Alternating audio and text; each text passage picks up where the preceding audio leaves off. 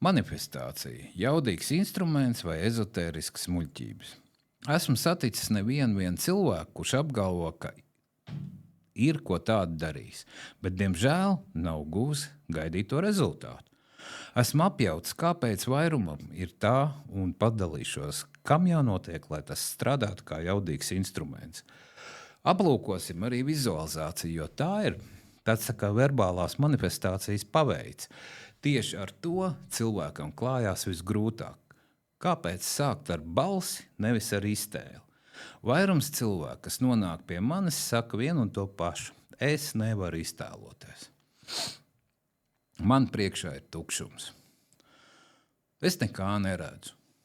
Un tas nav slinkums vai izdomāts attaisnojums. Vizualizācijas spēja bērnībā ir dabiska. Katrs bērns spēj iztēloties pasaku pasauli tik spilgti, ka tā šķiet reāli.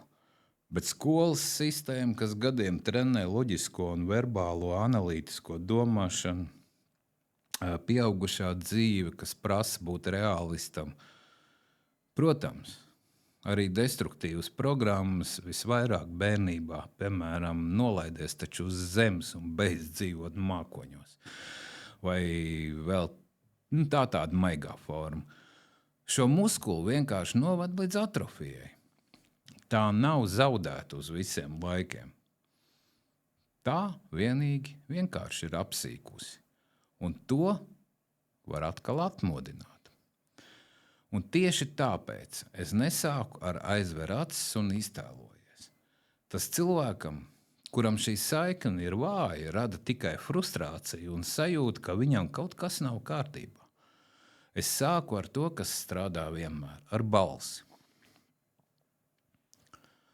Ir 3 uztveres kanāli. Manifestācija ir 3 ietekmes kanāli. Caur tiem tavs prāts un ķermenis pieņem jauno realitāti kā savu. Mutiskā programmēšana, ko es dzirdu sevi runājot. Vizualizācija, ko es redzu, un sajūtas, ko es sajūtu. Lielākā daļa manifestācijas skolotāji sāk ar 2. kanālu – vizualizāciju. Tā ir kļūda gandrīz visiem iesācējiem. Un īpaši tiem, kuriem šī spēja jau ir novājināta. Mutiskā programmēšana ir visspēcīgākais no 3 kanāliem. Tieši tāpēc, ka tā nekad nav pazudusi. Mums visiem ir valoda un visi mēs mākam runāt. Tu arī. Tu proti dzirdēt savu balsi. Un, kad tu sāc regulāri skaļi un ar pārliecību runāt savu manifestu, notiek kaut kas ļoti, ļoti konkrēts. Praktizējot mutisko programmēšanu, pamazām ieslēdzās un aktivizējās arī pārējie 2 kanāli. Vārdi, ko tu dzirdi savā balsī, dabiski sāk izraisīt iekšējas attēlus un sajūtas. Un tas viss ir bez piespiešanas. Kad ir aktivizējušies visi 3 uztveres kanāli vienlaicīgi, manifestācija paceļ ticību ļoti augstā līmenī. Pirmie soļi spoguļu priekšā. Spogulis nav dekorācija. Tas ir instruments. Tu redzi sevi tieši tā, kā tevi redz pasauli, un tavs prāts nevar izlikties, ka tas ir kāds cits. Tas rada godīgumu, no kura nevar izvairīties. Pirmais solis – klātbūtne. Nostājies spoguļu priekšā, kur tevi neviens netraucēs. Vispirms vienkārši paskaties sev acīs. Nerunā, nedari ko. Vienkārši paskaties. Dažiem tas jau pirmajā reizē rada neērtības sajūtu. Un tas ir normāli. Tā ir pazīme, ka tu tuvojies kaut kam patiesam. Otrais solis – pirmie vārdi. Sāc ar kaut ko īsu un vienkāršu. Tagadnes formā. Piemēram, nevis es gribu, bet es esmu, vai man ir. Piemēram, es esmu cilvēks, kas rīkojas. Saki to skaļi vēlreiz, vēlreiz un vēlreiz. 5-10 reizes pēc kārtas, katru reizi ar nedaudz vairāk pārliecības balsī. Trešais solis – pilnais manifests. Kad esi apgūs vienu teikumu, pārēj uz pilnu manifestu. 3 līdz 5 teikumus garu, tavos vārdos, tagadnes formā par to, kas tu esi un ko tu sasniedz. To tu runā skaļi, skatoties spogulī katru dienu. Ķermenis nemelo. Vēro, kā tas mainās. Tas ir kaut kas, ko lielākā daļa cilvēku nepamana, ja viņiem to nepasaka kāds no malas. Manifestācijas process nav tikai prāta vingrinājums. Tas ir redzams un dzirdams ķermenī reāla laikā. Stāja. Pirmajās reizēs vairums cilvēku stāv tādi mazliet sakumpuši plecu uz priekšu, skats nedaudz nolaists vai izvairīgs. Un tas ir dabiski. Nedrošība vienmēr izpaužas ķermenī. Bet, ja tu praktizē regulāri, vēro, kas notiek nedēļu pēc nedēļas. Mugura pati sāk iztaisnoties, pleci atverās un zods paceļās. Šī nav apzināta labas stājas piespiešana. Tā ir sekas iekšējai pārliecībai, kas aug augumā. Balss, tembrs un skaļums. Tas pats notiek ar balsi. Pirmajās reizēs balss bieži vien ir klusa, nedroša, reizēm gandrīz čukstoša vai ar trīsošu toni. Tas nav jālabo piespiedu kārtā, tas vienkārši ir jāvēro.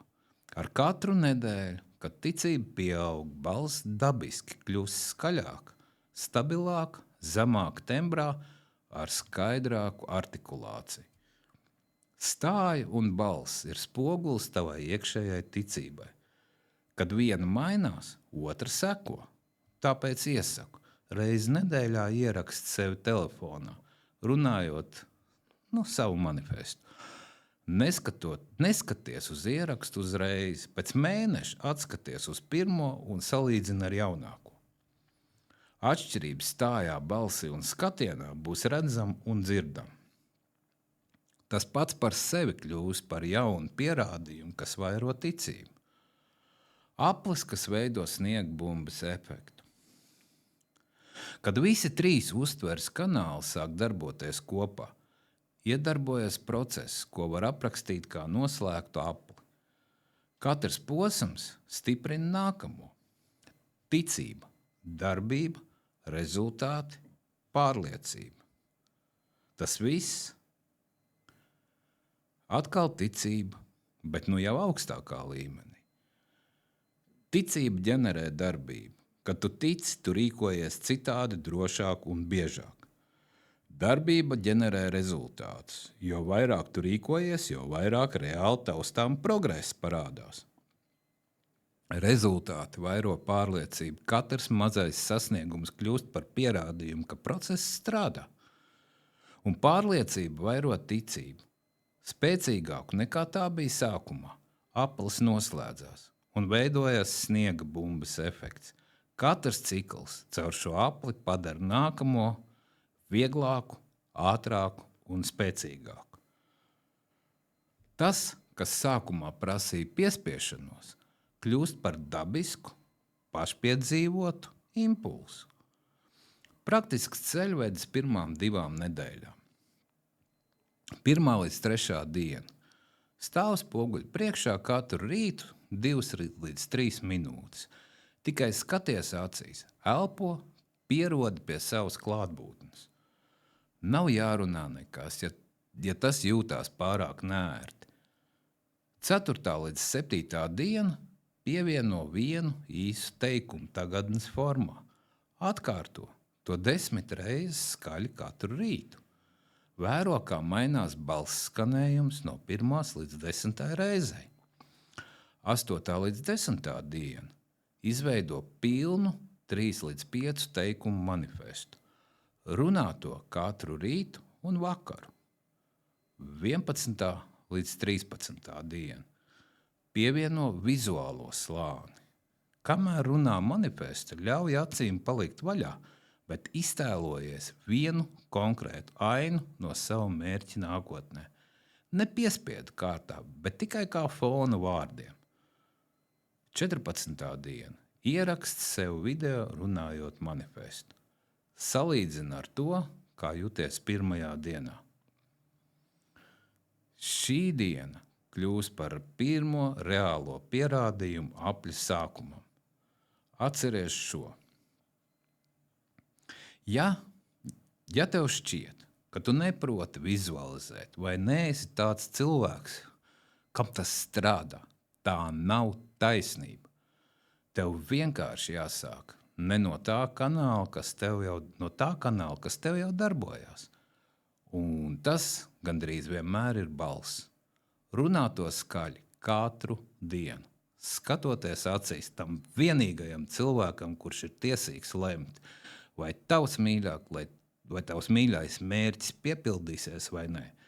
Ja vēlies pārvarēt savas fobijas, sadzirdēt savu sirdsbalsi, droši manifestēt to nākotni, kuru vēlās tavs patiesais es, iegūt par to ticību un pārliecību, skaties komentārā, spied uz saites, un tu uzzināsi, kā.